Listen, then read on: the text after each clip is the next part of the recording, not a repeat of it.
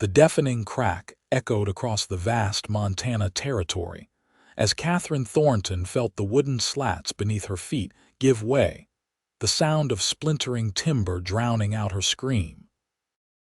In that terrifying instant, she knew the bridge spanning Whispering River would not hold, leaving her suspended above raging springtime waters that clawed hungrily at the canyon walls 20 feet below. The year was 1878, and Katherine's journey west had been fraught with challenges from the moment she'd left Boston 3 weeks prior.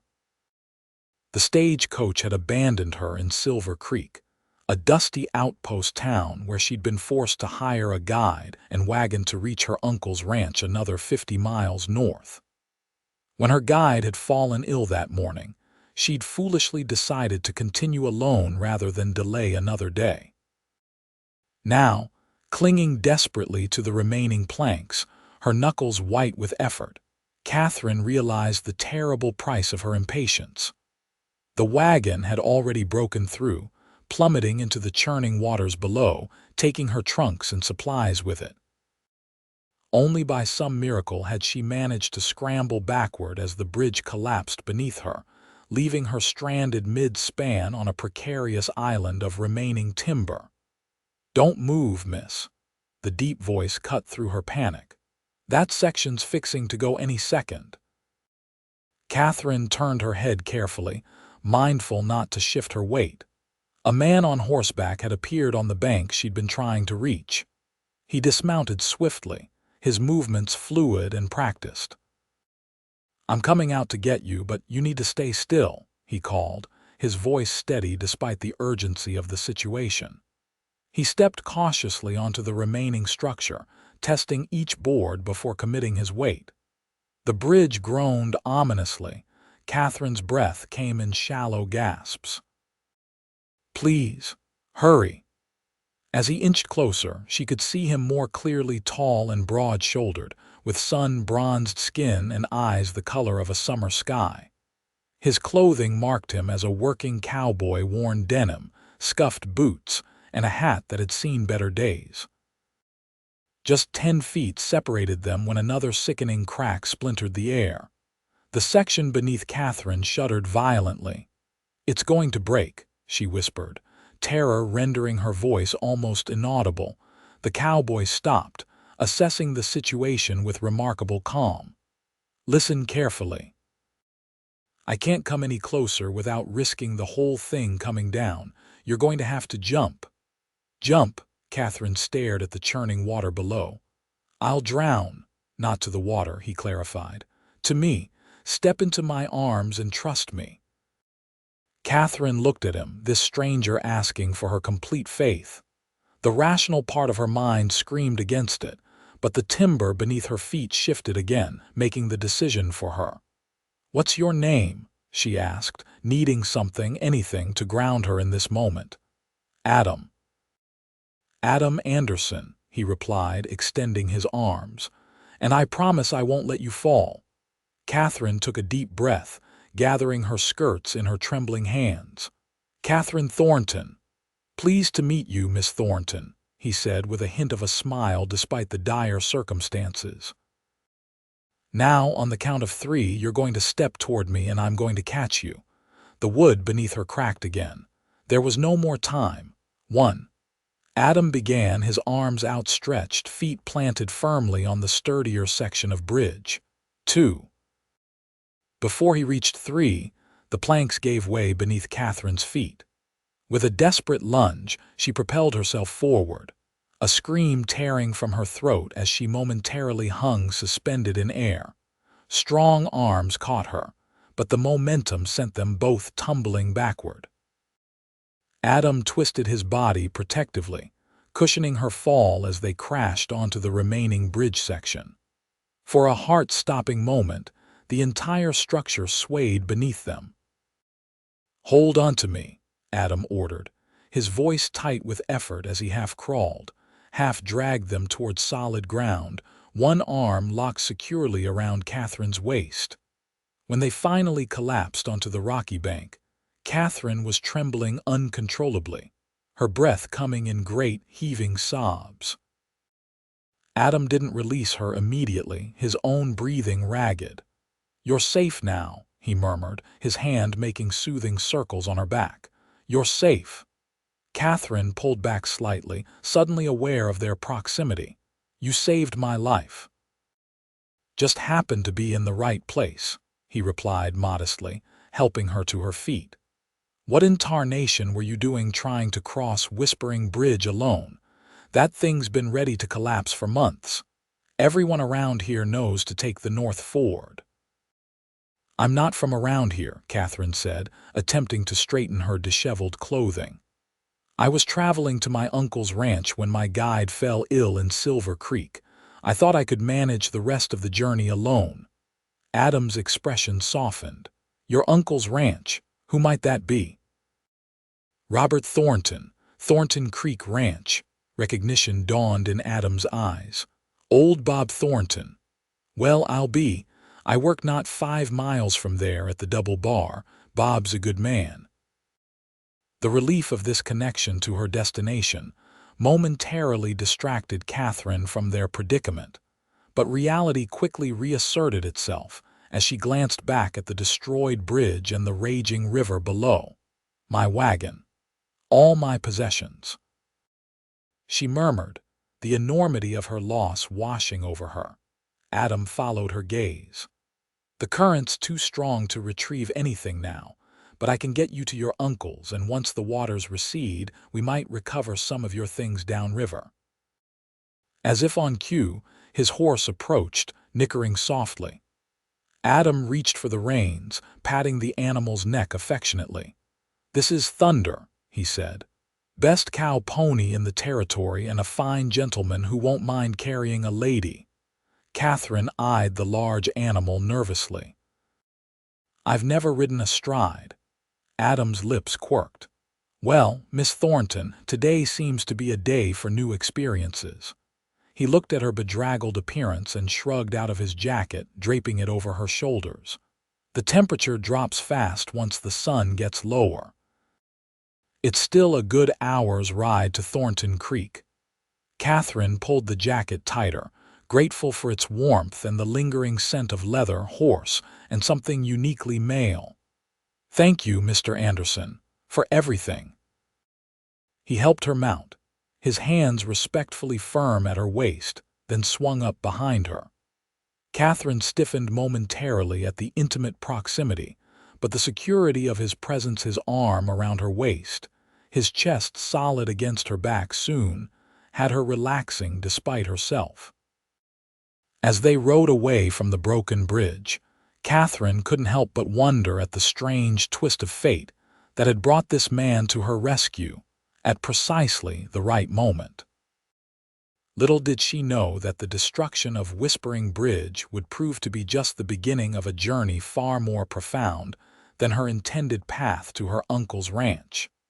The rolling grasslands of Montana Territory stretched before them, golden in the late afternoon sunlight. Thunder moved at an easy walk, careful of his double burden. Adam kept a respectful distance, given their forced proximity, but Katherine remained acutely aware of his presence, the steady rhythm of his breathing, the secure strength of the arm that held the reins, occasionally brushing against her waist. "How far is it to my uncle's ranch?" Katherine asked, breaking the silence that had fallen between them. "About 10 miles as the crow flies," Adam replied. "But we'll need to follow the river to the North Ford crossing, which adds a bit to the journey." Katherine nodded, wincing slightly as muscles unaccustomed to horseback riding began to protest. "And you work nearby, you said?" "Yes, madam. Been foreman at the Double Bar for going on 3 years now." There was quiet pride in his voice. "Your uncle and my boss, Mr. Barton, are neighbors." "Good neighbors, which isn't always the case out here." "I've heard stories," Katherine admitted. "Uncle Robert's letters mentioned tensions between cattlemen and sheep ranchers." Adam chuckled, the sound rumbling through his chest against her back. "That's putting it mildly." but your uncle's one of the reasonable ones. Doesn't let the range wars cloud his judgment. As they rode, Adam pointed out landmarks, distant mountain ranges with names like Sleeping Giant and Bear's Tooth, valleys where herds of antelope grazed, and stands of cottonwood trees that marked hidden springs. "It's beautiful," Katherine murmured, taking in the vastness of the landscape. "Different from what I imagined. Most Easterners expect nothing but desert and tumbleweeds," Adam observed. "The Montana Territory has its harsh parts, but there's plenty of beauty for those willing to see it." "My parents thought I was mad to accept Uncle Robert's invitation," Katherine confessed. "After my father's business partner absconded with their savings, leaving them nearly destitute, they retreated to my mother's family home in Connecticut. But I couldn't bear the thought of that life, the pitying glances, the whispers behind fans at social gatherings." She hadn't meant to reveal so much and fell silent, embarrassed by her candor with this virtual stranger. "Starting fresh takes courage," Adam said after a moment. "Most folks out here are running towards something or away from something, sometimes both." His tone suggested personal experience with such matters. They crested a small rise, and Adam rained thunder to a stop. "There's your uncle's place," he said, pointing to a collection of buildings nestled in a verdant valley below. Smoke curled from the chimney of a substantial log home, and fenced pastures stretched toward the distant mountains. "It looks peaceful," Katherine said, surprised at the unexpected tightness in her throat. After weeks of travel and uncertainty, she was finally looking at her new home. "It's a good spread," Adam agreed. "Your uncle's worked hard to build it. Started with nothing but a claim and a handful of cattle 20 years ago." As they descended toward the ranch, a rider emerged from the barn, quickly followed by two more. One broke away, galloping toward them. "That'll be your uncle," Adam said, raising his arm in greeting. Robert Thornton was a barrel-chested man with iron-gray hair and a beard to match. His weathered face broke into a wide smile as he approached, though concern quickly replaced his joy when he saw Katherine's disheveled state. "Good Lord, girl, what happened?" he demanded, dismounting with surprising agility for a man of his years. Before Katherine could answer, Adam explained about the bridge collapse and her narrow escape. Robert's face paled. If Anderson hadn't come along when he did. He didn't finish the thought, instead reaching up to help Katherine down from Thunder. Once her feet touched ground, he enfolded her in a bear hug that threatened to squeeze the breath from her lungs. "Thank God you're safe, Katherine," he said gruffly. "Your mother would never forgive me if something happened to you." When he released her, he turned to Adam, extending his hand. "I'm in your debt, Anderson. What brought you to Whispering Bridge today anyway? That's not the usual route between our spreads." Adam dismounted, accepting the handshake. "Was tracking some strays that wandered down that way after the spring roundup. Lucky timing, I guess." "Providence, more like," Robert declared. He looked back at Katherine. "And all your things. The trunks we were expecting, gone, I'm afraid," she admitted. "The wagon went into the river." Robert sighed heavily but squeezed her shoulder. "Things can be replaced, you cannot." He turned back to Adam. "You'll stay for supper, of course. Maria's made enough to feed an army, as usual." Adam hesitated, glancing at the darkening sky. "I should get back." "Nonsense," Robert interrupted. "It'll be full dark soon, and after what you did today, the least we can offer is a hot meal and a bed for the night. You can head back to the double bar at first light." Katherine found herself hoping Adam would accept, and when his eyes briefly met hers, she offered a small smile of encouragement. "Well, when you put it that way," Adam conceded, "I'd be much obliged." The Thornton ranch house proved to be far more comfortable than Katherine had anticipated. The main room featured a massive stone fireplace, comfortable furnishings, and bookshelves lined with well-worn volumes. Windows of actual glass, a luxury in this remote region, let in the last of the evening light. Maria, the housekeeper Robert had mentioned, was a robust woman of Mexican descent who clucked over Catherine's bedraggled appearance and immediately whisked her away to a bedroom where a copper tub awaited. "The men, they will talk business," Maria said firmly. "You will bathe, and I will find you something to wear until we can make or order new things." The hot bath was heavenly after her ordeal, and Katherine found herself relaxing for the first time since the terrifying moment when the bridge had given way beneath her feet.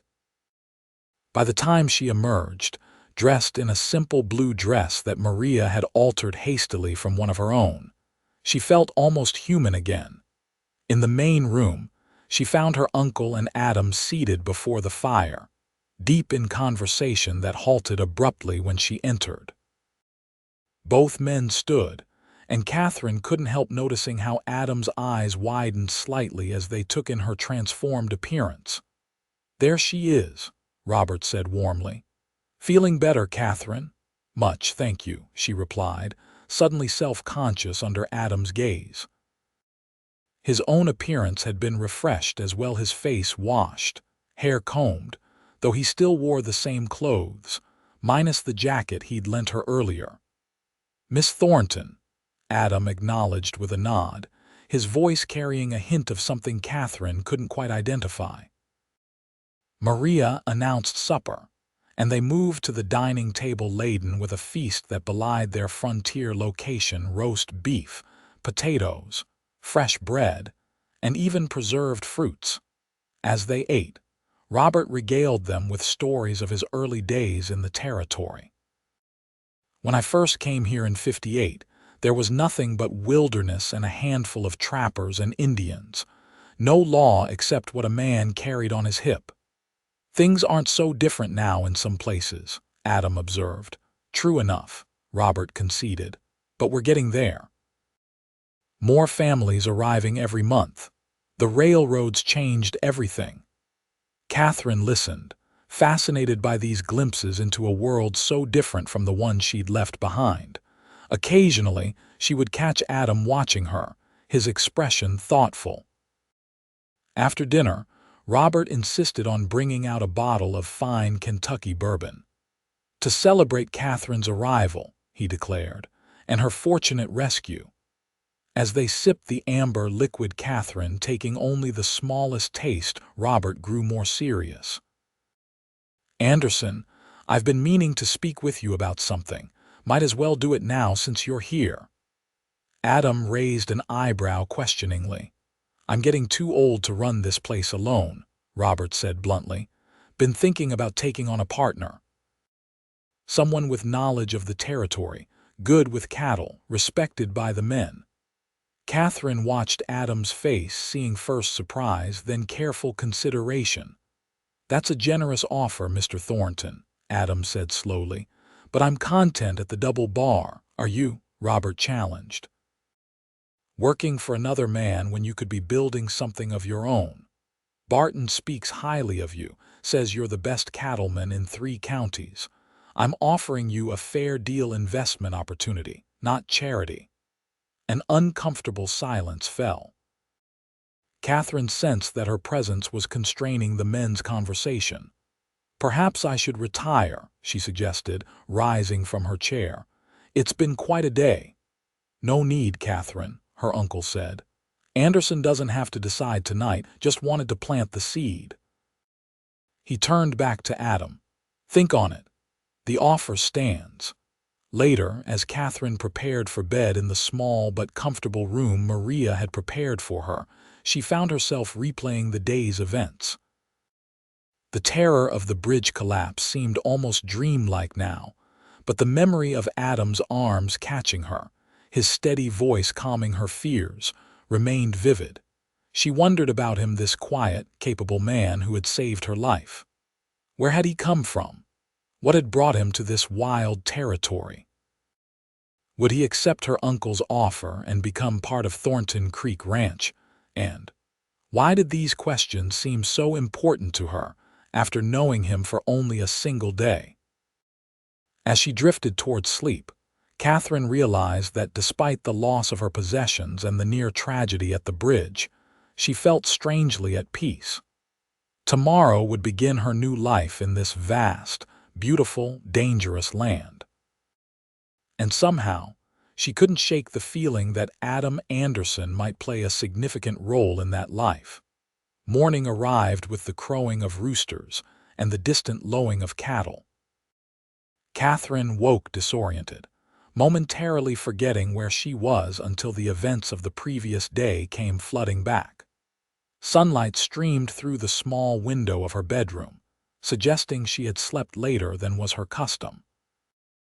Dressing quickly in the borrowed clothes from Maria, she made her way to the kitchen, where she found the housekeeper kneading bread dough. "Good morning, Miss Katherine," Maria greeted her warmly. "Your uncle is checking the north pasture with the men. He said to make yourself at home." "And Mr. Anderson?" Katherine asked, trying to sound casual. Maria's knowing smile suggested she wasn't entirely successful. "He left at first light, said to give you his regards and that he was glad to see you safely delivered to your family." Katherine fought back an irrational disappointment. Of course, Adam had his own responsibilities to attend to. She had no claim on his time or attention simply because he had rescued her. "Your uncle will take you to town tomorrow," Maria continued, pushing the dough into a pan. "Silver Creek has a dressmaker who can start on new clothes for you. Until then, I have altered 2 more dresses that should fit well enough." "Thank you, Maria. You're very kind." Katherine accepted a cup of coffee and sat at the kitchen table. "Is there anything I can do to help around the ranch today? I didn't come here to be idle." Maria's expression softened. "Your uncle worried you might not adjust to ranch life after living in the city, but I think you will do fine." She pointed to a basket of vegetables. "You can start by helping me prepare these for dinner." The day passed quickly as Katherine familiarized herself with her new home. The ranch was larger than she'd imagined, with several outbuildings, corrals, and a bunkhouse where the ranch hands lived. Robert returned midday and took her on a tour of the immediate property, explaining his operations with obvious pride. "We run about 2,000 head of cattle," he told her as they stood on a rise overlooking a valley where black and red cattle grazed. "Not the biggest spread in the territory, but we're respected for the quality of our stock." "It's impressive," Katherine said sincerely. "You've built something remarkable here, Uncle." Robert's weathered face creased in a smile. "Your father thought I was crazy to leave Boston all those years ago. Maybe I was, but I've never regretted it." His expression grew more serious. "Katherine, I want you to know you're welcome to stay as long as you wish. This can be your home now." Touched by his generosity, Katherine impulsively hugged him. "Thank you. I think I'm going to love it here." That evening, as they sat on the porch watching the sunset paint the western sky in brilliant oranges and purples, Robert cleared his throat awkwardly. "I hope you don't think I was being presumptuous yesterday," he said, "making that offer to Anderson in front of you." Katherine looked at him curiously. "Why would I think that?" "Well," he shifted uncomfortably in his chair, "some might say I was trying to play matchmaker, bringing a young, unmarried man into the picture just as my niece arrives." Katherine felt heat rise to her cheeks. "The thought never crossed my mind." Robert chuckled. "No, well, it crossed Maria's. She gave me an earful after you went to bed." He sighed, suddenly serious. "Truth is, I really do need help with the ranch. I'm not getting any younger, and I've worked too hard to see this place fall apart when I'm gone. Anderson's one of the few men I'd trust with what I've built." "Do you think he'll accept your offer?" Katherine asked, surprising herself with how much she wanted to know the answer. "Hard to say," Robert replied. "He's a proud man, independent, doesn't make decisions lightly." He glanced at her sideways. "But I noticed he kept looking at you all through dinner. Might give him extra incentive to consider the proposition." "Uncle Robert," Katherine protested, though a small thrill ran through her at his words. He raised his hands in mock surrender. "Just making an observation." The next day, as promised, Robert took Katherine to Silver Creek. The town was larger than she'd expected, boasting a main street with several businesses, a general store, a bank, a hotel, 2 saloons, and yes, a dressmaker's shop. Mrs. Winters, the dressmaker, was a thin, efficient woman who clucked sympathetically over Katherine's plight and immediately set about taking measurements. "You'll need at least 3 everyday dresses, a riding outfit, and something nice for socials," she declared. "There's a dance at the town hall next Saturday. The whole county will be there." While the women discussed fabrics and styles, Robert excused himself to attend to business at the bank.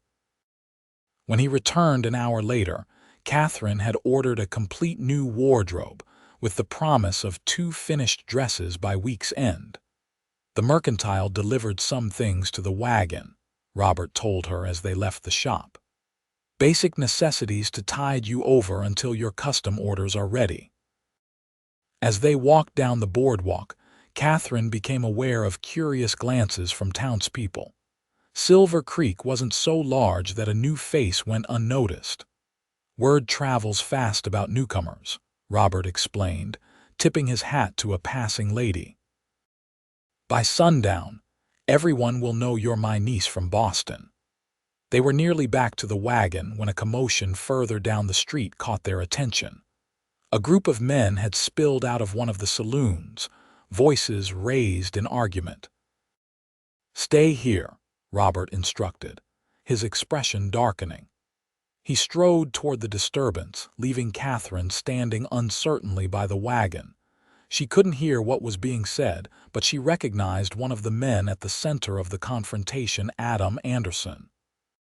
He stood calmly facing a red-faced man who was jabbing a finger at his chest. Several other men flanked the angry one, while a few stood near Adam, including a distinguished-looking gentleman in a fine coat. Whatever Adam said in response to the red-faced man's accusations seemed to inflame the situation further. The man lunged forward, only to be restrained by his companions. Robert inserted himself between the 2 groups, his hands raised placatingly. More words were exchanged, and gradually the tension seemed to dissipate. The angry group retreated back into the saloon, while Adam and the well-dressed man spoke briefly with Robert. As they parted, Adam glanced in Katherine's direction. Their eyes met, and he touched the brim of his hat in acknowledgement.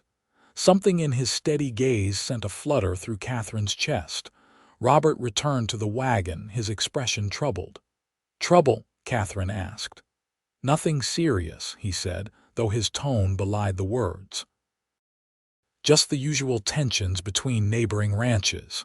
He helped her into the wagon. "That was Jonathan Barton with Anderson, owns the double bar where Adam works. And the angry man, Silas Blackwood, owns the Rocking Bee north of here. Been trying to buy out smaller ranchers, not always using the most honest methods." Robert clicked to the horses, setting them in motion. "He doesn't much like that Barton and I work together instead of competing." They were nearly out of town when a rider approached from behind. Robert slowed the wagon, and Katherine's pulse quickened as she recognized Adam. "Mr. Thornton," he greeted them, bringing his horse alongside. "Miss Thornton." His eyes lingered on her for a moment before returning to her uncle. "Wanted to apologize for that unpleasantness back there. Blackwood's been spoiling for a fight since we outbid him on that railroad contract." "Not your fault," Robert assured him. "Blackwood's been a thorn in everyone's side since he arrived." Adam nodded, then hesitated. "Actually, there was something else I wanted to discuss with you." "About your offer." Robert raised an eyebrow. "You've made a decision. "I'd like to talk terms at least," Adam replied. "Mr. Barton and I had a long conversation this morning. He understands my ambitions." A slow smile spread across Robert's face. "Well now, that's good news. Why don't you ride out to the ranch tomorrow afternoon? We can hash out the details." Adam agreed, his eyes once again finding Catherine's. "Miss Thornton, I hope you're settling in well." "Yes, thank you, Mr. Anderson," she replied, suddenly very aware of how the borrowed dress didn't quite fit properly. "Though I'm still learning my way around." "It takes time," he said with understanding, "but Montana grows on you." There was warmth in his voice that hadn't been there the day before, a hint of something personal beneath the polite words. They parted ways, Adam turning his horse back toward town while Robert continued driving toward the ranch. Katherine found herself watching Adam's retreating figure until he was out of sight. "Well," Robert said, not bothering to hide his satisfaction, "looks like Thornton Creek might be getting a new partner after all." Katherine merely nodded, not trusting herself to comment. The prospect of Adam becoming a regular presence at the ranch stirred feelings she wasn't quite ready to examine. The following afternoon found Katherine unusually attentive to her appearance, despite the limited options in her borrowed wardrobe. She chose the blue dress again, as Maria had taken it in further and it now fit quite well. She arranged her hair with more care than usual, pinning it up in a simple but becoming style. "He comes to discuss business with your uncle," Maria observed with a knowing smile as she watched Catherine's preparations. "Not to court you," Katherine blushed. "I merely wish to look presentable," she insisted. "First impressions matter. He has already seen you at your worst, no?" Maria pointed out. "Covered in mud and river water, half drowned, yet he comes back. This tells you something about the man." Before Katherine could respond, the sound of hoofbeats announced a rider approaching. She moved to the window, her heart quickening as she recognized Adam, looking even more handsome than she remembered in a clean shirt and vest, his usually unruly dark hair tamed beneath his hat. Katherine forced herself to wait a respectable interval before joining the men in her uncle's study. When she entered, carrying a tray with coffee that Maria had pressed into her hands, they were deep in discussion over maps spread across the desk. "The eastern section has the best grass," Robert was saying, "but we'll need to dig more wells before we can run more cattle there." Adam looked up as Katherine entered, his expression brightening. "Miss Thornton," he greeted her, standing politely. "Please don't let me interrupt," she said, setting down the tray. "Maria thought you might like some coffee." "Perfect timing," Robert declared. "We could use a break." "Been going over the ranch boundaries and operations for the past hour." He looked between Adam and Katherine with poorly disguised satisfaction. "Anderson's agreed to my proposal. He'll be coming on as my partner, starting next month after he finishes his obligations at the double bar." Katherine's surprise must have shown on her face because Adam quickly added, "It's a generous offer your uncle's made, a chance to build something of my own that I couldn't pass up." "I'm glad," Katherine said sincerely, meeting his gaze. "Uncle Robert speaks very highly of your abilities." A moment of silence stretched between them, filled with unspoken awareness, until Robert cleared his throat. "Katherine, why don't you show Anderson the improvements to the garden while I finish looking over these figures? The poor man's been cooped up in here with an old codger like me for too long." Taking the less than subtle hint, Katherine led Adam outside. The late afternoon sun bathed the ranch in golden light as they strolled toward the kitchen garden that Maria tended with fierce pride. "Your uncle tells me you're planning to stay in Montana permanently," Adam said as they walked. "Yes," Katherine confirmed. "There's nothing for me back east now, and I find I'm already quite taken with the openness of this country. The possibilities." Adam nodded. It gets in your blood, this land. I came out here thinking I'd work a few years, save some money, maybe go back to Pennsylvania. That was 8 years ago. Pennsylvania. That's where you're from. A shadow passed over his face. Born and raised, left after the war, too many ghosts. The brief reference to his past opened a window into Adam's character that Katherine hadn't expected. You fought in the war between the states, Union Army, enlisted at 17, right after my father died at Gettysburg. His tone made it clear he didn't wish to elaborate further. Katherine respected his reticence. And now you'll be settling here permanently, she observed, steering the conversation back to safer ground. As my uncle's partner. Adam stopped walking, turning to face her directly. Miss Thornton, Katherine, I want to be honest with you. Your uncle's offer is exceptional, and I'd have been a fool to refuse it on its merits alone.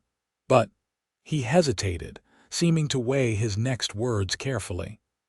I might not have considered it so quickly if circumstances were different. Circumstances, Katherine prompted, her heart beating faster. If I hadn't pulled a certain stubborn Easterner from a collapsing bridge, he said, a hint of a smile softening his serious expression. If I hadn't found myself thinking about her far more than is sensible after such a brief acquaintance. Katherine's breath caught. Mr. Anderson, Adam, he corrected gently, if we're being honest with each other. Adam, she conceded, the name feeling right on her lips. Are you saying you accepted my uncle's offer because of me? Not entirely, he clarified. It's a sound business decision. But knowing I'd have the opportunity to see if this connection between us might grow into something more, that certainly influenced the timing of my decision. His directness both thrilled and alarmed her. In Boston, such a forthright declaration would have been considered forward, even improper. But she was learning that the territories operated by different social rules. We barely know each other, she reminded him, though her tone lacked conviction.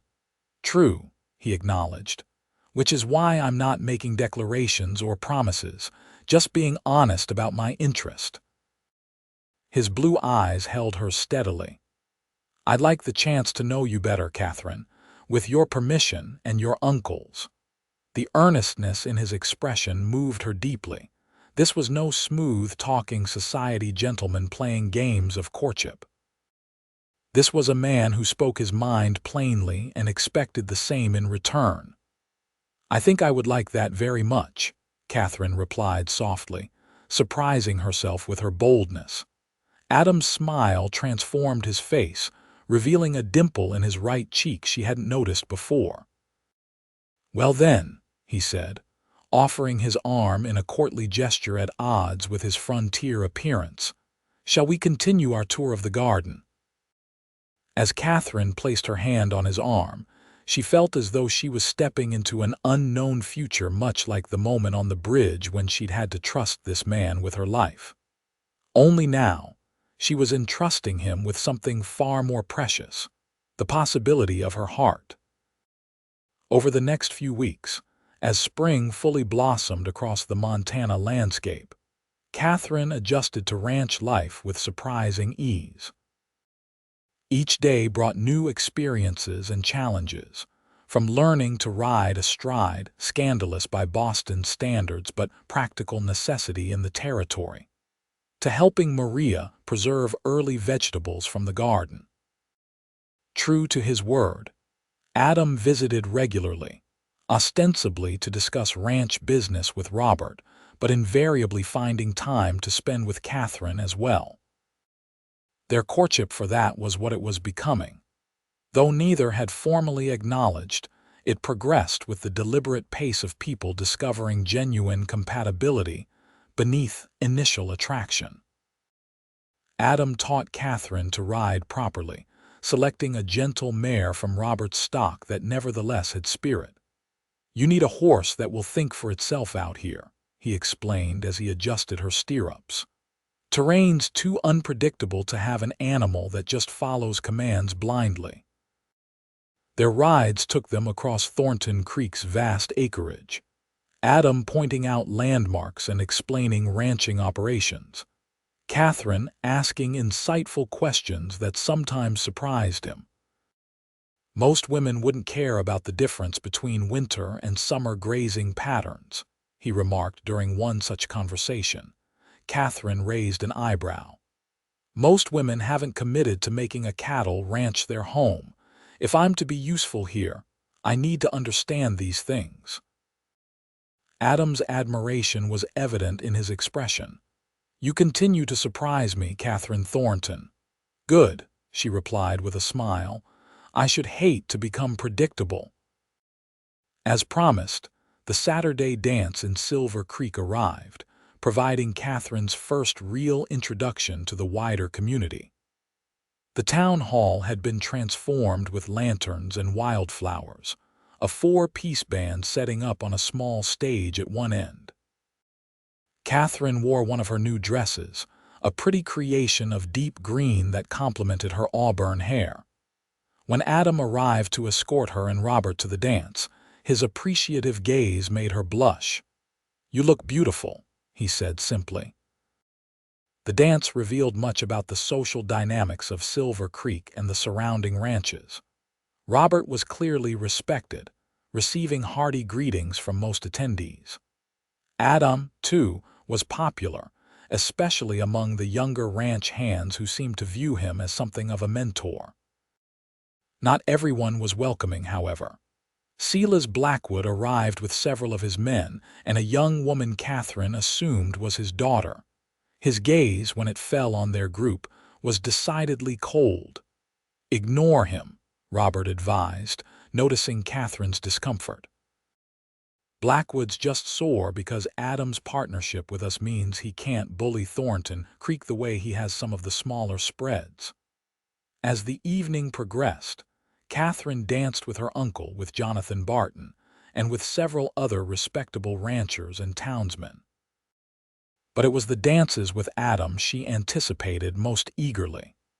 Despite his rugged appearance, he moved with surprising grace, guiding her confidently through the lively reels and gentle waltzes.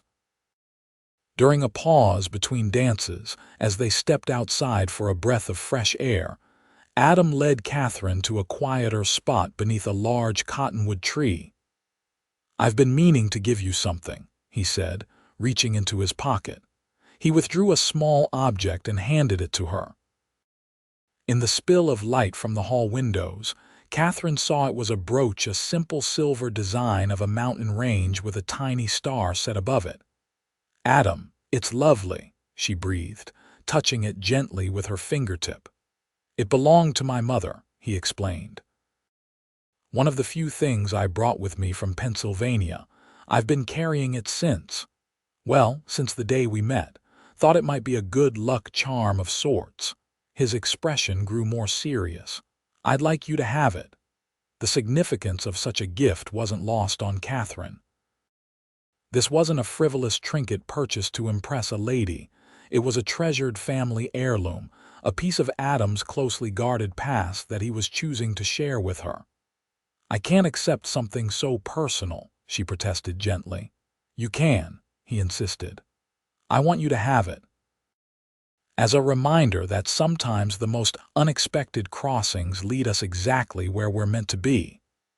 The reference to their first meeting at the broken bridge hung between them, laden with meaning. Katherine's fingers closed around the brooch, feeling its weight both physical and symbolic. Thank you, she said softly.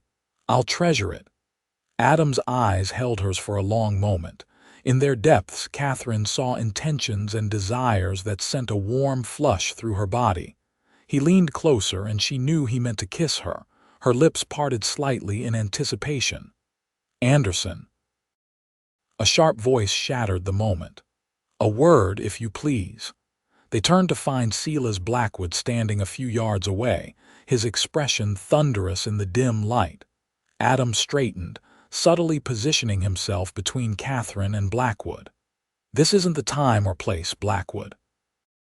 Seems fitting enough to me, the older man sneered. Public humiliation for public thievery. I don't know what you're talking about, Adam replied evenly, though tension radiated from his stance. That railroad contract, Blackwood spat. You and Barton underbid me by using inferior materials. When that trestle collapses under the first locomotive, blood will be on your hands. Katherine felt Adam stiffen beside her. That's a serious accusation, Blackwood, and completely false. We'll see what the railroad inspectors say, Blackwood threatened. I've written to the main office in Denver. Then we have nothing to discuss until they respond, Adam said firmly. Now, if you'll excuse us, Miss Thornton and I were enjoying a private conversation. Blackwood's gaze shifted to Katherine, his expression calculating. So this is Thornton's niece. Pretty thing. Too good for the likes of a saddle tramp like you, Anderson. Adam took a step forward, but Katherine placed a restraining hand on his arm. Mr. Blackwood, she said coolly, I believe I'm capable of determining for myself who is or isn't worthy of my company. And I must say, your current behavior doesn't speak well for your own worthiness. Blackwood's face darkened at the rebuke. For a moment, Katherine thought he might continue his tirade, but instead he let out a harsh laugh. Got yourself a spirited one, Anderson. Hope she's worth the trouble that's coming. With a mock tip of his hat, he stalked back toward the hall. Once he was gone, Katherine felt Adam gradually relax beneath her touch. I apologize you had to witness that, he said, his voice tight with controlled anger. Who is he really? Katherine asked. There seems to be more between you than just business competition. Adam sighed, running a hand through his hair. Blackwood came to the territory about 5 years ago, built his ranch by buying out smaller operations, sometimes using questionable tactics. 2 years back, he tried to force the Wilsons off their land by damming the creek that supplied their water. Jonathan Barton and I helped them fight back legally. Blackwood's had it in for me ever since. Is there any truth to his accusations about the railroad contract? None, Adam said firmly. We won that contract fair and square. Our bid was lower because Barton has connections with a timber supplier in Oregon, not because we're using substandard materials. He shook his head. Blackwood's just trying to cause trouble. He can't stand that other ranchers are cooperating instead of fighting each other. Katherine nodded, believing him completely. In the short time she'd known Adam, she'd observed his integrity in all dealings. Should we rejoin the dance? She suggested, eager to salvage what remained of their evening. Adam's expression softened as he looked at her. In a moment, he reached out, gently taking the brooch from her hand and pinning it to her dress just below her collarbone. His fingers brushed against her skin, sending a shiver of awareness through her. There, he said, his voice low, it suits you. This time, there was no interruption when he leaned down to brush his lips against hers in a kiss that, while brief and chaste by some standards, left Katherine breathless with its promise of deeper passion. When they returned to the dance, she was conscious of the weight of the brooch against her chest and of the many eyes that noted its placement there. In this frontier society, such a gesture was tantamount to a public declaration of serious intentions. The weeks that followed saw Adam dividing his time between his remaining duties at the double bar and his new responsibilities at Thornton Creek. True to his word, he was proving to be an invaluable partner to Robert, bringing fresh ideas and seemingly boundless energy to the operation. His courting of Katherine proceeded with equal dedication. When his work brought him to the ranch, they would often share meals, long rides across the property, and quiet evenings on the porch. On Sundays, he would escort her and Robert to the small church in Silver Creek, another public acknowledgement of his intentions. Katherine found herself falling more deeply in love with each passing day. Adam was unlike any man she had known in Boston, straightforward, hardworking, principled. He treated her as an equal, valuing her intelligence and willingness to learn. And when they were alone, the chemistry between them was undeniable, their kisses growing more passionate as their relationship deepened. One evening in late June, as sunset painted the sky in spectacular hues, Adam suggested they ride to a special spot he wanted to show her. With Robert's knowing permission, they set out, following a trail that wound up into the foothills above the ranch. "Where are we going?" Katherine asked as they climbed higher, the valley spreading out below them. "You'll see," Adam replied mysteriously. "It's worth the ride, I promise." After about an hour, they reached a small plateau overlooking the entire valley. Thornton Creek Ranch was visible below, its buildings tiny in the distance. Beyond it lay the patchwork of neighboring ranches and further still, the silver ribbon of the river that gave the town its name. "Oh, Adam," Katherine breathed, taking in the panoramic view. "It's magnificent." "I discovered this spot my first year in the territory," he said, helping her dismount. "I come here when I need to think, to remind myself of the bigger picture." They settled on a flat rock, Adam spreading his jacket for Katherine to sit on. The evening was warm, the air fragrant with pine and wildflowers. "I wanted you to see this place," Adam continued, his voice taking on an unusual solemnity. "To see the land the way I see it, full of possibility, room to grow, to build something that might last generations." Katherine looked at him, sensing the conversation was heading somewhere significant. "It's a beautiful vision." Adam took her hands in his. "Katherine, I know we haven't known each other long by some standards. Back east, proper courtships might last years." He smiled slightly. "Out here, we tend to recognize what's valuable and hold on to it when we find it." Her heart began to race as he continued. "The day I found you on that bridge, something told me my life was about to change. I didn't understand it then, but I do now." He reached into his pocket and withdrew a small object, which he held out to her. It was a ring, a simple gold band with a small, perfect diamond that caught the last rays of sunlight.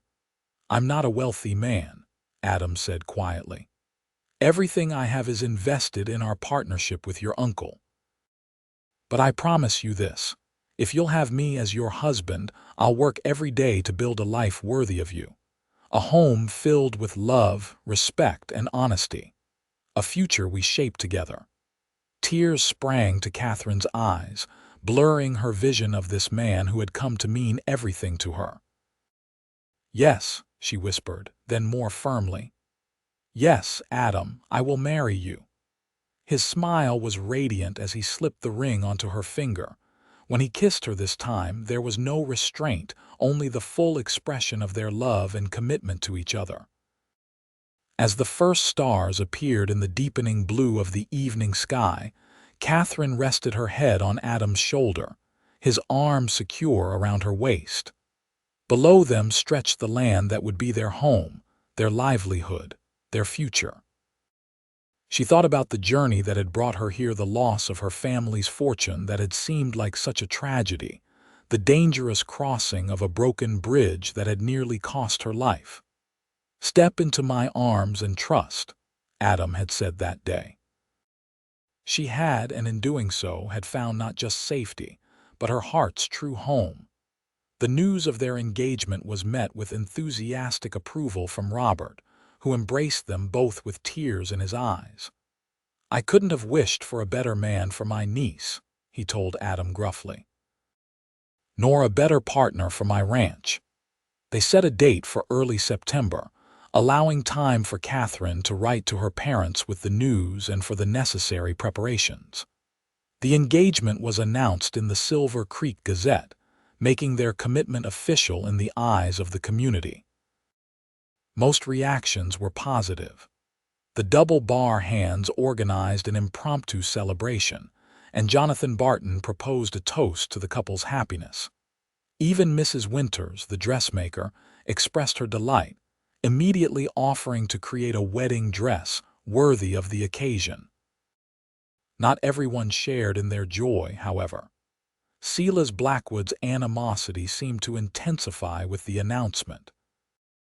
Rumors began circulating that he was contesting the water rights along the creek that separated his property from Thornton Creek, threatening a legal battle that could prove costly and time-consuming. "He's just trying to cause trouble," Robert insisted when Adam expressed concern. "Our rights to that water are documented in the original land grant. He doesn't have a legal leg to stand on."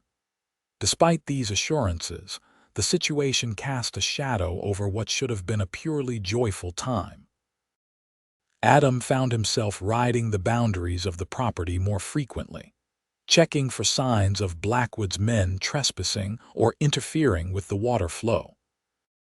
One afternoon in late July, Katherine accompanied him on such a patrol, riding alongside as they followed the creek that was the source of the dispute.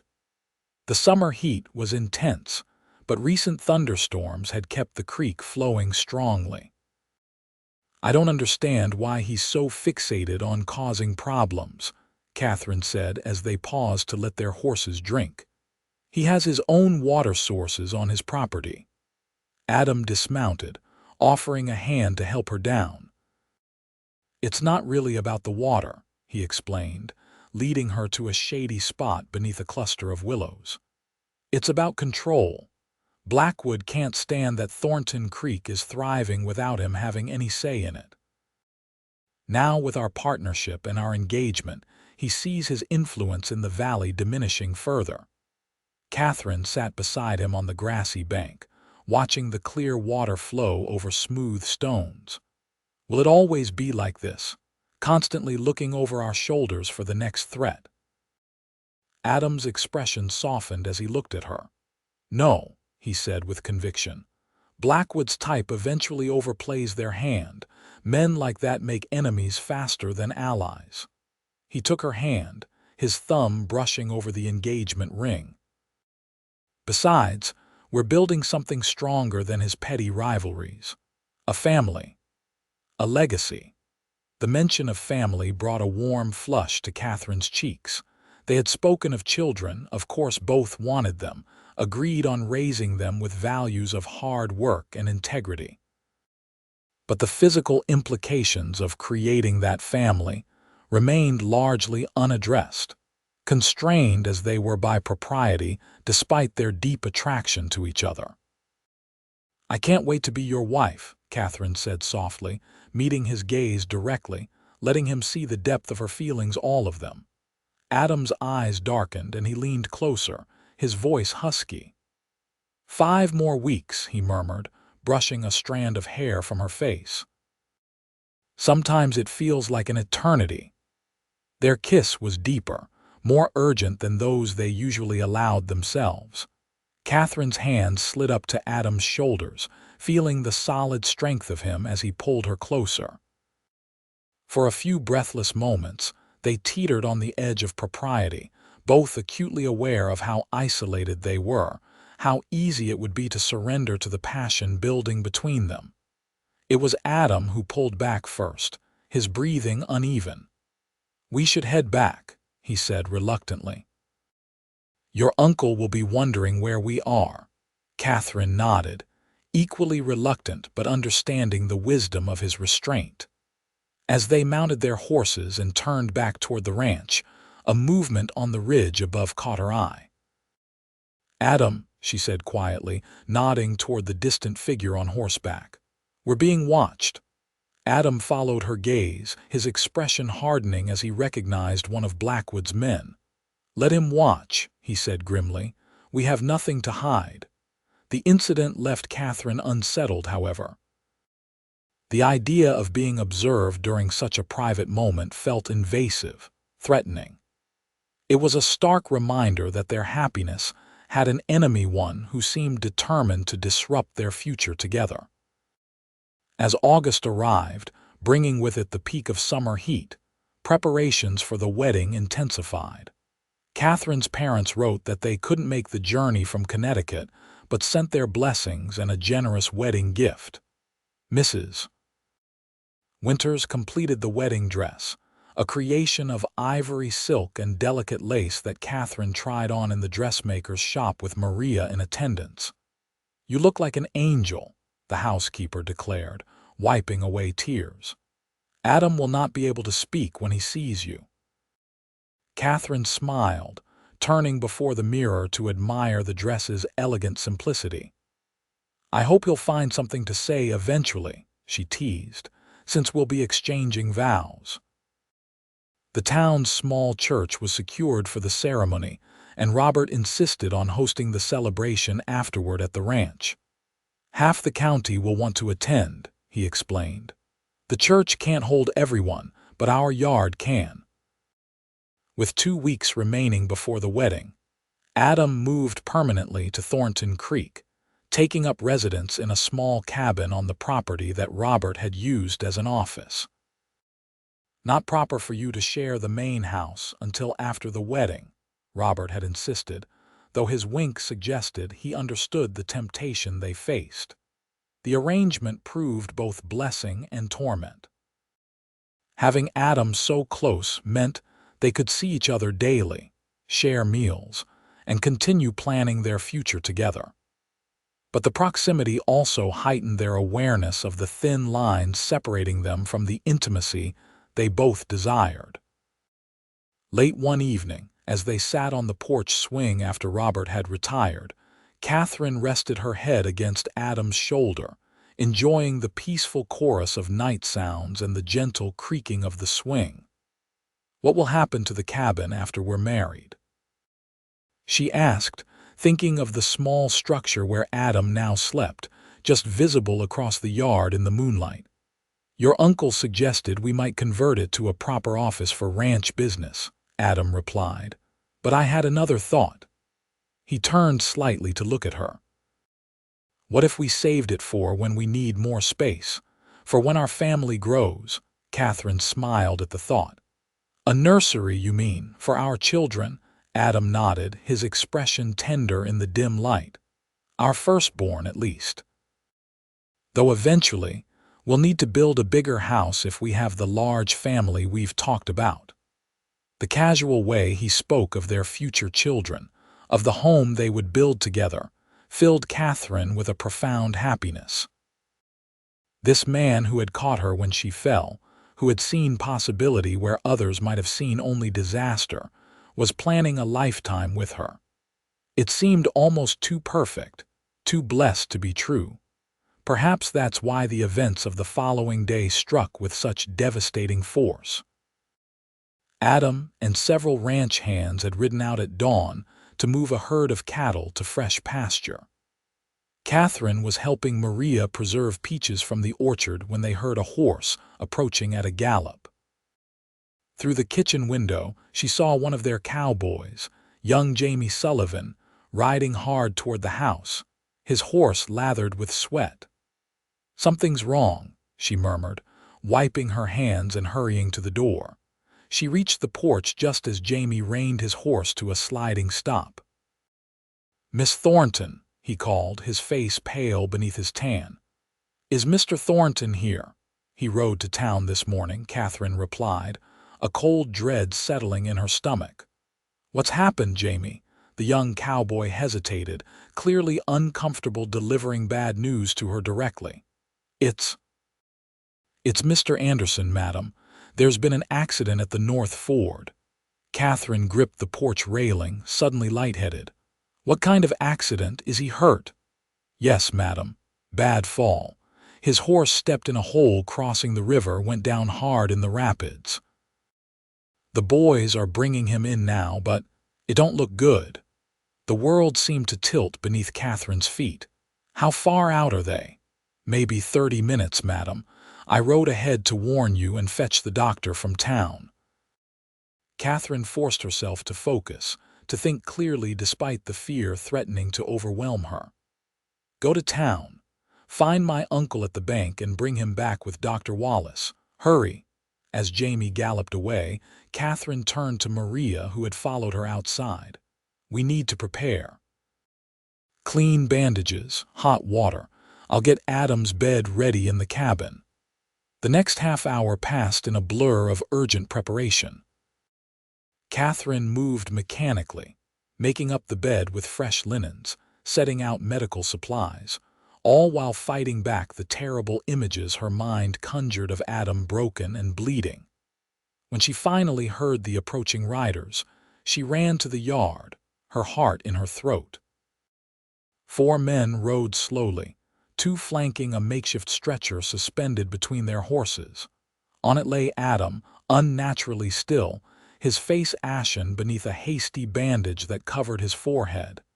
"Get him to the cabin," Katherine ordered, her voice steadier than she felt. "Carefully now." They transferred him to the bed, and Katherine got her first clear look at his injuries. Blood had soaked through the bandage on his head, and his right leg lay at an unnatural angle. His breathing was shallow and ragged. "He ain't woke up since it happened, miss," one of the cowboys explained quietly. "Hit his head on a rock when the horse rolled on him." Katherine nodded, already moving to remove the soiled bandage. "Tell me everything that happened. Don't leave anything out." As she worked, bathing the ugly gash on Adam's temple, the men described the accident.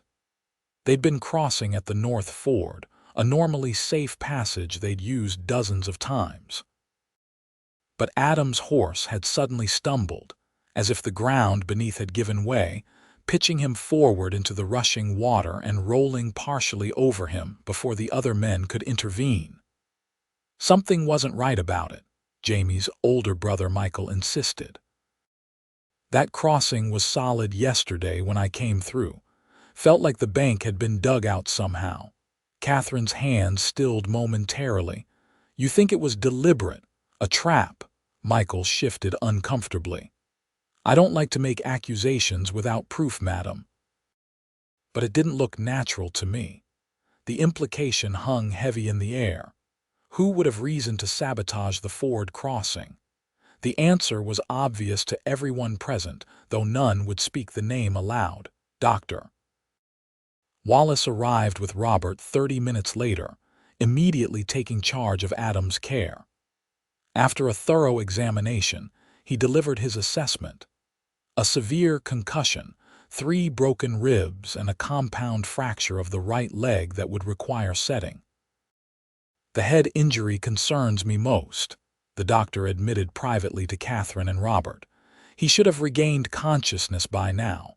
The longer he remains unresponsive, the more worried I become." "Will he?" Katherine couldn't finish the question, her throat constricting around the words. Dr. Wallace placed a compassionate hand on her shoulder. "He's young and strong, Miss Thornton. That's in his favor. But I won't lie to you, the next 24 hours will be critical." The doctor set Adam's leg, a grueling process that would have caused excruciating pain had he been conscious. His continued lack of response to the procedure only heightened the doctor's concern. "Keep him still," Dr. Wallace instructed as he prepared to leave, having done all he could. "Watch for fever. Bathe the head wound regularly to prevent infection. I'll return tomorrow morning." Night fell, and still Adam remained unconscious. Katherine refused to leave his side, maintaining a vigil in a chair pulled close to his bed. Robert brought her food she couldn't eat and tried to convince her to rest. "You won't help him by exhausting yourself," he argued gently. "I can't leave him," she replied, her eyes never leaving Adam's face. "What if he wakes and I'm not here? What if something happens?" Robert didn't press further, understanding her need to remain close. Instead, he brought a more comfortable chair and a blanket, making sure the oil lamp had enough fuel to last the night. Alone with Adam in the quiet cabin, Katherine allowed her composure to crack. Tears she'd been holding back all day flowed freely as she took his hand in hers, pressing it to her cheek. "Don't leave me," she whispered fiercely. We're supposed to be married in 2 weeks. We're supposed to have a lifetime together, children, a home. You promised." Her voice broke on the last word, dissolving into quiet sobs.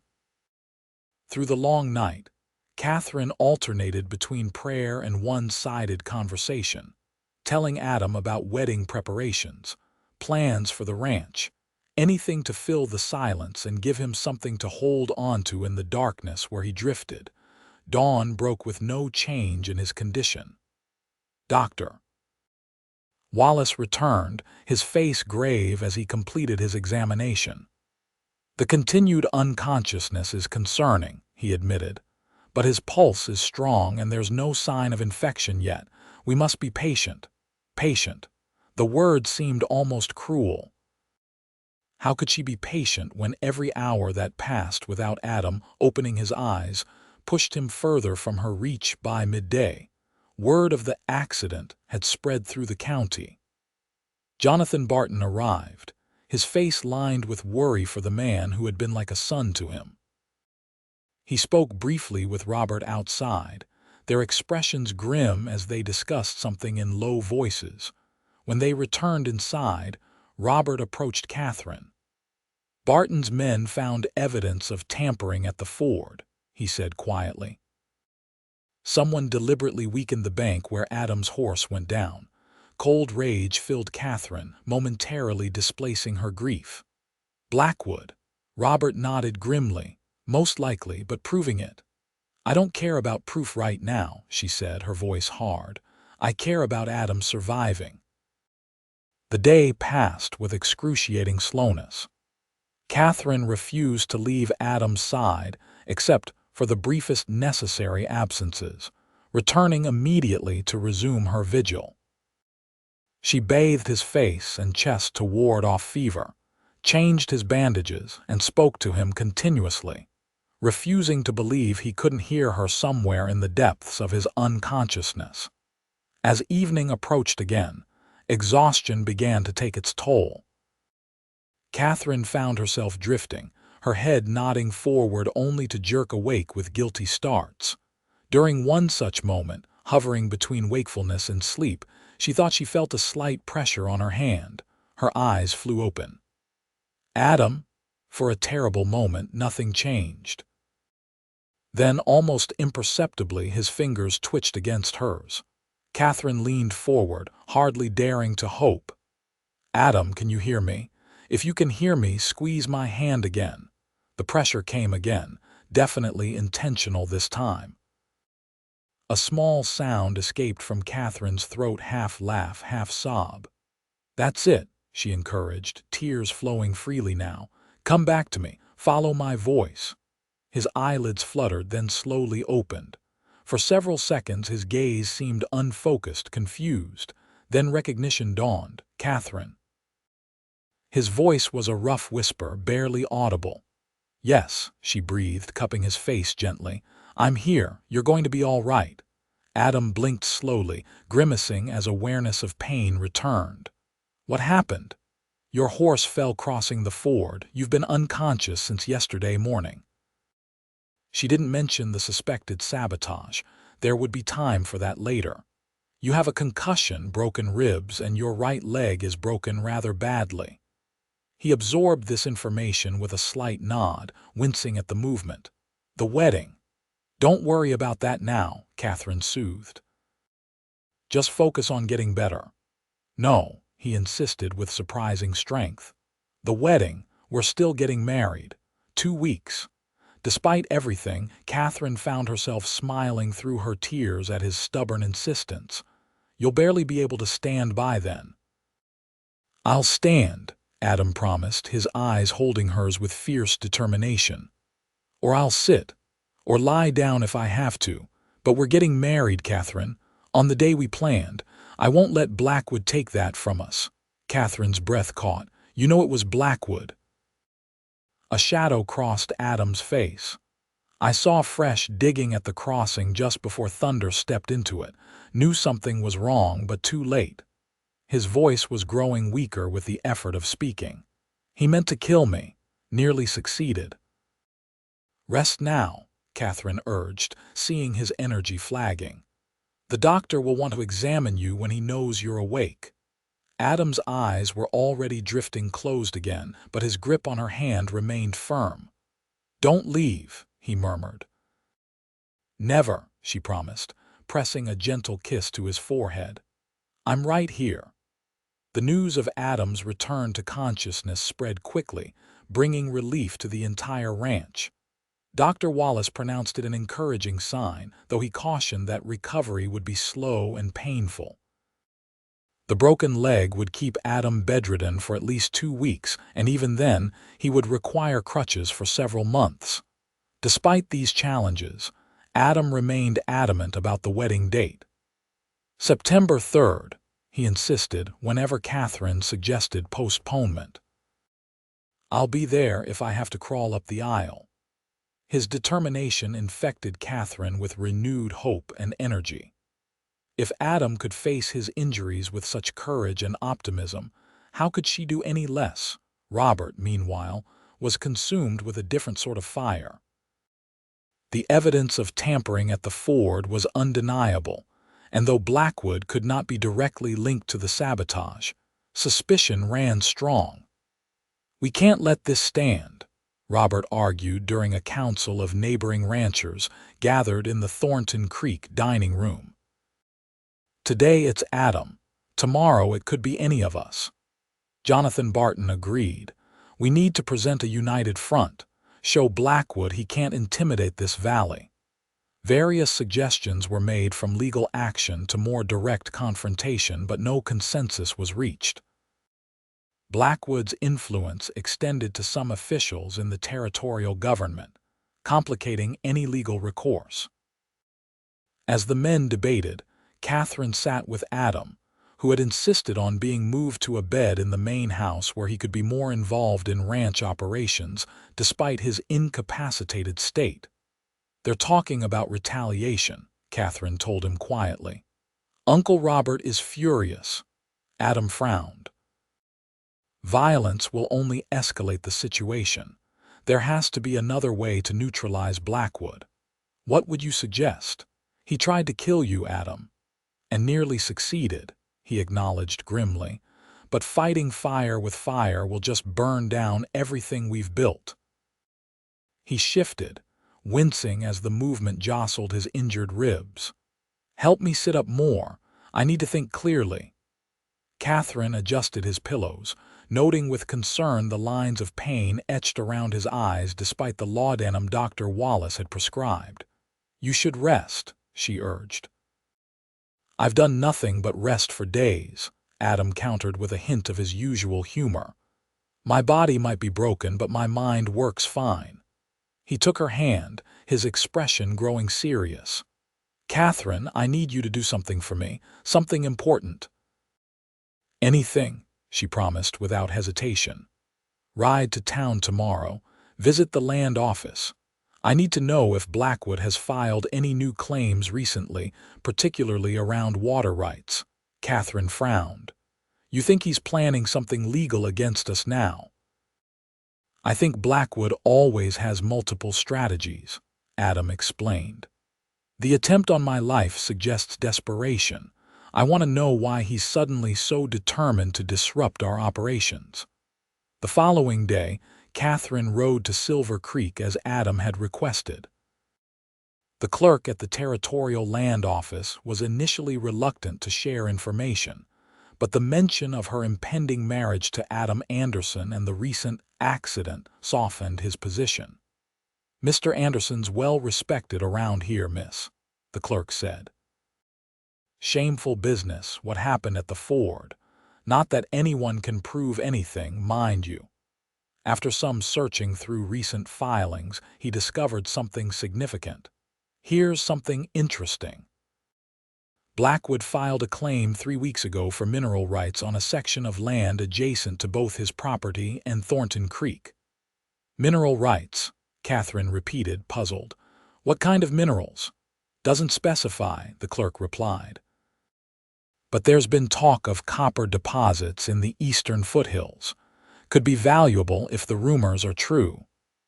This information shed new light on Blackwood's recent aggression.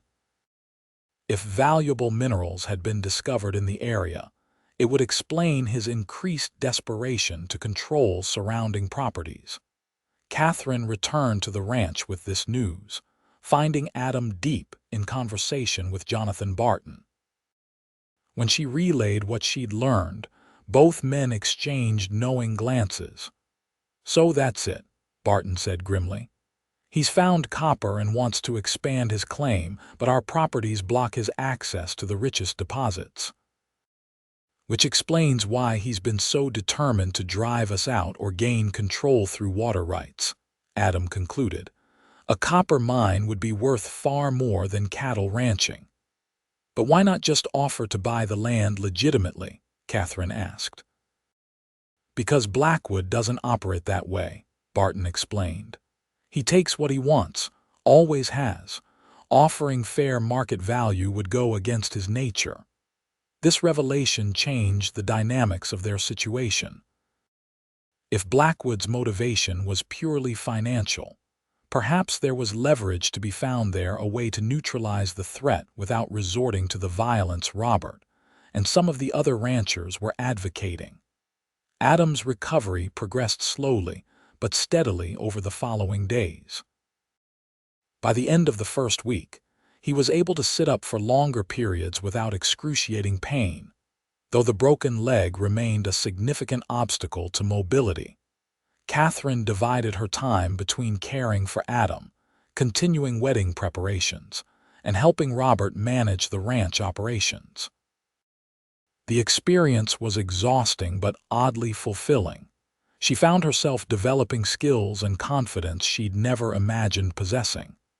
10 days after the accident, with the wedding less than a week away, an unexpected visitor arrived at Thornton Creek. Katherine was helping Adam exercise his upper body on the porch. Gentle movements Dr. Wallace had recommended to prevent muscle atrophy during his convalescence when a lone rider approached. Blackwood. Adam identified the visitor before Katherine could make out his features. His voice was calm, but she felt his body tense beneath her hands. "Should I get Uncle Robert?" she asked quietly. "No," Adam decided after a moment. "Let's hear what he has to say first." Silas Blackwood dismounted stiffly, tying his horse to the hitching post before approaching the porch. He removed his hat, revealing thinning gray hair plastered to his scalp with sweat. "Anderson," he acknowledged with a curt nod. "Miss Thornton." "What brings you to Thornton Creek, Blackwood?" Adam asked evenly. "Come to admire your handiwork up close." Blackwood's expression tightened, but he didn't rise to the bait. "I came to clear the air," he said instead. "Certain rumors have reached me that I find distasteful.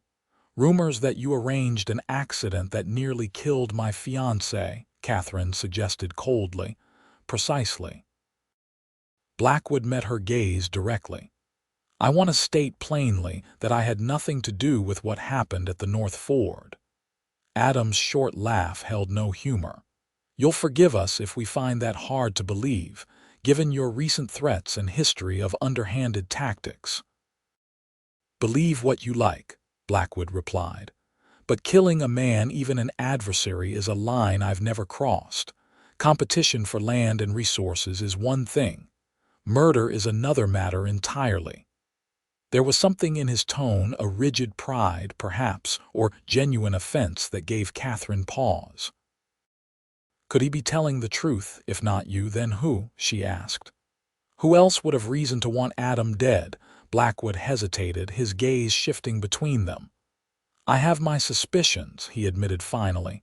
"But no proof, not yet." "Convenient," Adam observed dryly. "Perhaps." Blackwood replaced his hat, preparing to leave. "But consider this. I stand to gain nothing from Anderson's death except increased hostility from every rancher in the valley. I'm not a fool, whatever else you may think of me." He paused, then added grudgingly, "For what it's worth, I respect your abilities, Anderson. Always have. We could have been allies rather than enemies under different circumstances." With that surprising admission, he returned to his horse and rode away, leaving Katherine and Adam staring after him in confusion. "You believe him?" Katherine asked once Blackwood was out of earshot. Adam frowned thoughtfully. "I'm not sure. He's right about one thing: my death would unite the valley against him. It's not a smart move, and whatever else Blackwood may be, he's not stupid. If not him, then who would want to harm you?" Adam shook his head slowly. "I don't know, but I intend to find out." The mystery added a new layer of tension to the final days before the wedding. If Blackwood wasn't responsible for the sabotage at the ford, an unknown threat still lurked somewhere in their midst. Adam insisted that security around the ranch be increased, particularly with so many guests expected for the ceremony and celebration. Despite these concerns, the wedding preparations continued. Katherine's dress hung ready in her bedroom, and Maria worked tirelessly on food preparations. Robert had constructed a wooden platform in the yard for dancing, and benches were arranged for the ceremony itself, which would take place under a canopy of cottonwood trees near the house. Dr. Wallace fashioned a special set of crutches for Adam, designed to support his weight while keeping pressure off his healing ribs. With Katherine's help, Adam practiced standing and taking small steps, determined to meet her at the altar on his feet rather than in a chair as the doctor had suggested. "You're the most stubborn man I've ever known," Katherine told him fondly after a particularly grueling practice session that left him pale with pain but grimly satisfied with his progress. "Lucky for you," Adam replied, brushing a strand of hair from her face. "Ordinary men don't survive plunges from sabotaged riverbanks. Ordinary men might have postponed the wedding." "I don't want an ordinary man," Katherine assured him, leaning in to kiss him gently. "I want you, exactly as you are." The night before the wedding, a special supper was held for the wedding party and closest friends. Jonathan Barton proposed a toast to the couple that left few dry eyes in the room. Even Robert, not usually given to displays of emotion, had to wipe away a tear as he raised his glass to his niece and soon-to-be nephew. As tradition dictated, Katherine and Adam parted early, not to see each other again until the ceremony. Adam would spend his final night as a bachelor in the cabin, attended by Michael Sullivan, who had been asked to stand as his groomsman. "Until tomorrow," Adam murmured, kissing Katherine's hand in the old-fashioned gesture that had become a private tradition between them. "When you become my wife." "Until tomorrow," she echoed, her heart full to bursting with love for this man who had overcome so much to stand beside her. Sleep was elusive that night, her mind too full of anticipation and lingering worries. What if Adam's leg pained him too much to stand? What if Blackwood had been lying about his innocence, and tomorrow presented another opportunity for sabotage? What if the unknown person who had tried to kill Adam made another attempt? Katherine rose before dawn, watching the sunrise from her bedroom window. The sky painted itself in the same hues she'd admired with Adam on the evening he proposed: gold and rose and deepest purple. She chose to see it as a good omen.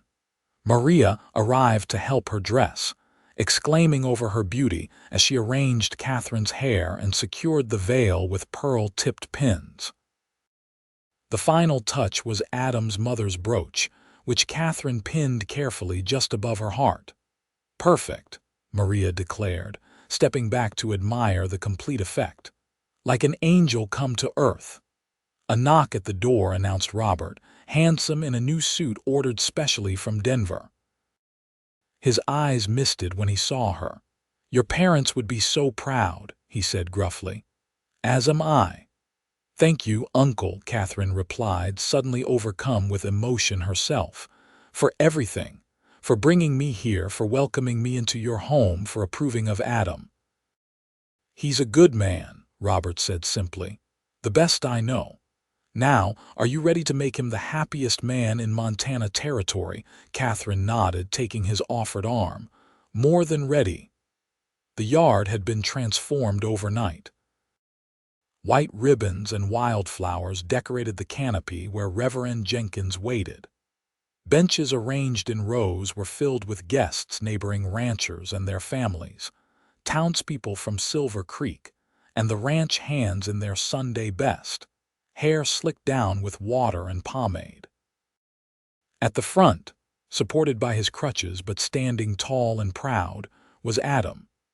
His leg was still splinted, and lines of pain were visible around his eyes if one looked closely enough.